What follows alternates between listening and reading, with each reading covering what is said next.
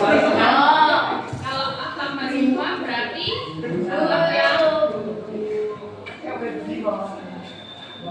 tujuan pembelajaran kita hari ini yang pertama adalah setelah kalian mempelajari materi ini diharapkan mampu menganalisis manfaat, menghindari sikap temperamental, menentukan sikap kontrol diri dan berani dalam kehidupan sehari-hari, meliputi pengertian dalil, macam dan manfaatnya.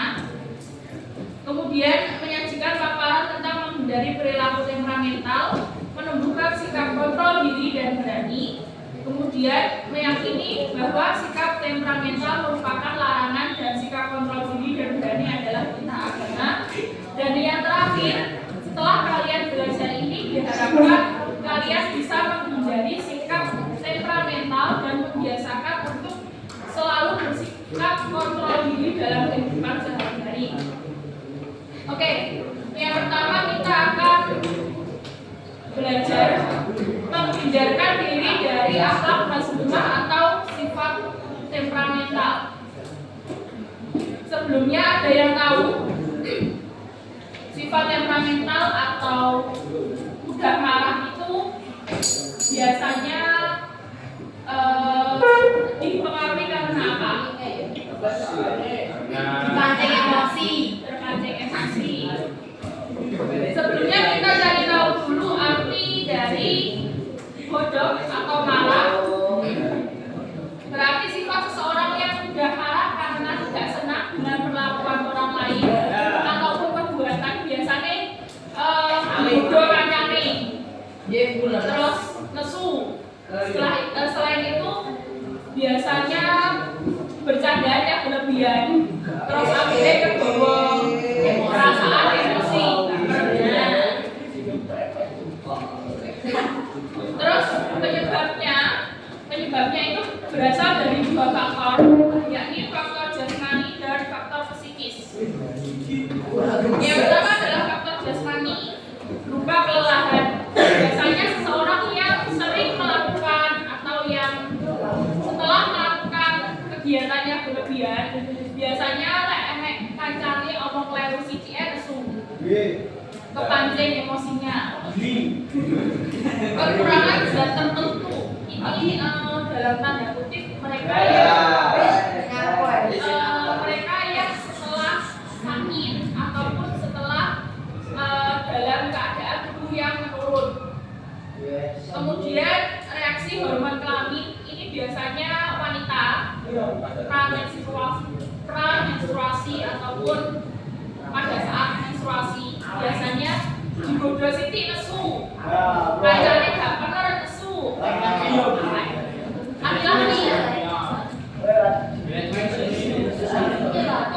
kok menso. Terus ada juga faktor dari psikis, terlalu bangga dengan diri sendiri, terus akhirnya mendapat perlakuan yang kurang baik dari orang lain. Terus selain itu over-PD. Terus selain itu karena ada perselisihan atau perdebatan, nggak mungkin juga seseorang yang terlibat atau sedang berdebat dengan orang lain dalam konteks yang tidak baik, pasti mereka akan terpancing emosinya.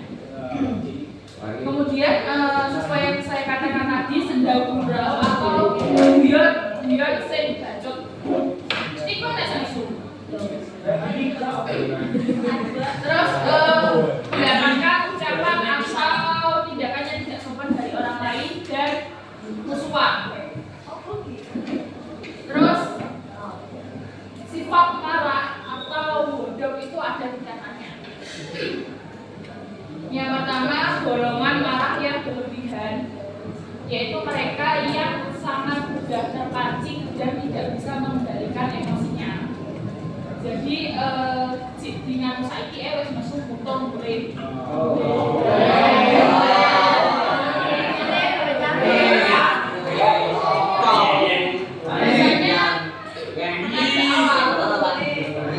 Biasanya pada awal sifatnya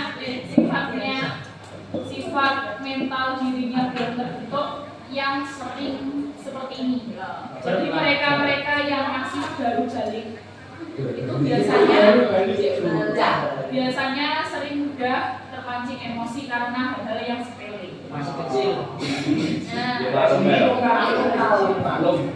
Selain itu ada juga golongan orang yang tidak memiliki sifat marah.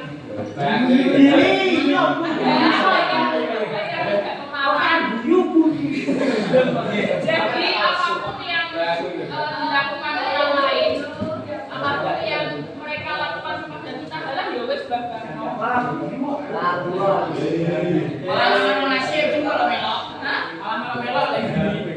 Terus ada juga mereka yang bisa bersikap adil.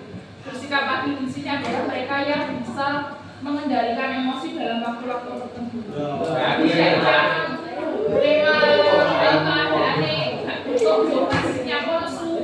Jadi mereka ini bisa menata emosi dirinya masing-masing.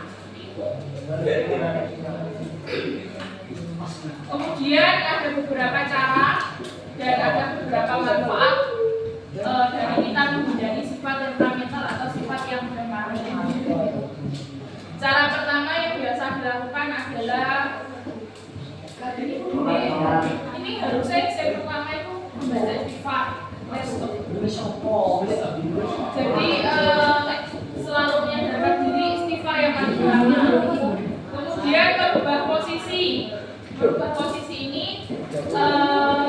biasanya seseorang yang sudah terpandang emosi ini kene ada bocah iki aku nyawa bocah ae sak narik.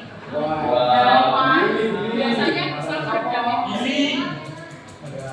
Kemudian ada juga cara lain dengan berwudu. Timbangannya tambah kepancing, timbangannya aku tambah musuh-musuh tak wudu ae.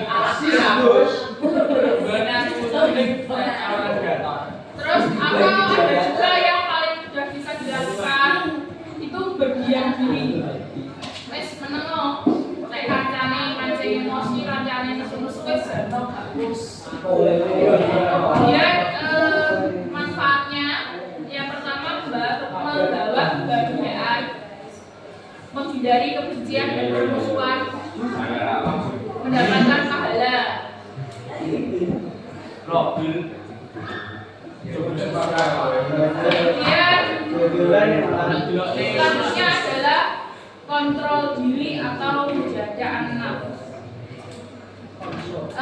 Arti dari kontrol diri ini adalah upaya yang dilakukan diri sendiri untuk mengendalikan nafsu atau emosi yang sebelumnya sudah terpancing. Jadi berupaya kontrol diri ini merupakan hal yang baik karena tidak akan menimbulkan sifat marah yang berlebihan. Caranya adalah dengan memikirkan resiko. Jadi sampai nesu-nesuan karo kancane terus mikir, apa gunanya aku? Atau nesu oleh apa ya? Jadi mereka bisa mengontrol dirinya sendiri. Terus selain itu, sifat kontrol diri ini bisa menambah kesabaran. Terus caranya dengan memperbanyak zikir dan doa. Kemudian ini pentingnya sikap kontrol diri. Yang pasti yang paling utama adalah bisa menahan emosi yang muncul dari diri sendiri. Jadi sebisa mungkin kalian usia sekarang itu sudah mulai belajar untuk bagaimana cara memanage diri sendiri, bagaimana cara mengatur diri sendiri supaya hal-hal buruk ini tidak masuk sendiri, tidak terbawa dari lingkungan yang kurang baik. Kemudian yang terakhir adalah berani membela kebenaran.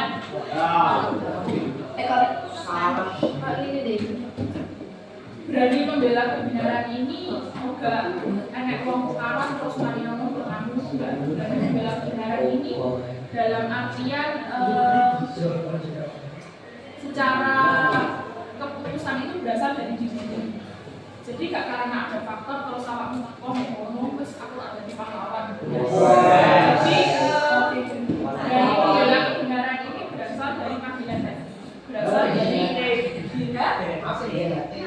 hati. Berasal dari diri sendiri, tetapi harus dilandaskan pada kebenaran. Jadi lek arep belo iki belone sing bener, belo sing kleru. Belo karo belo. Terus berani membela kebenaran ini biasanya dilakukan oleh seseorang yang memang sudah dipercaya, kayak si A dan si B. Terus si B ini mau mencari kebenaran dari si C. Nah, si C ini harus orang-orang yang benar-benar terpercaya dari pihak B. Jadi mereka bisa mengatakan apa yang sebenarnya dengan baik tanpa harus diketahui oleh orang lain. Nah, tadi sudah dibentuk kelompok ya. Silahkan sekarang ke kelompoknya masing-masing. Terus kalian materi ini tadi ada juga. Silahkan kalian buat mapping sederhana saja yang mencakup kontrol diri, bodoh, dan berani membela kebenaran. Silahkan ke kelompoknya masing-masing.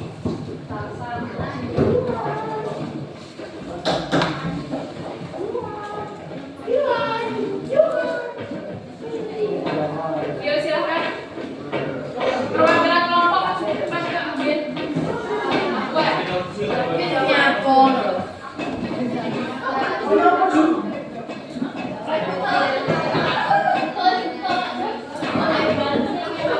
Jadi silahkan mappingnya nanti dibentuk dalam bentuk landscape sama seperti ini. Terus di belakangnya dikasih nama kelompok ya, nama kami.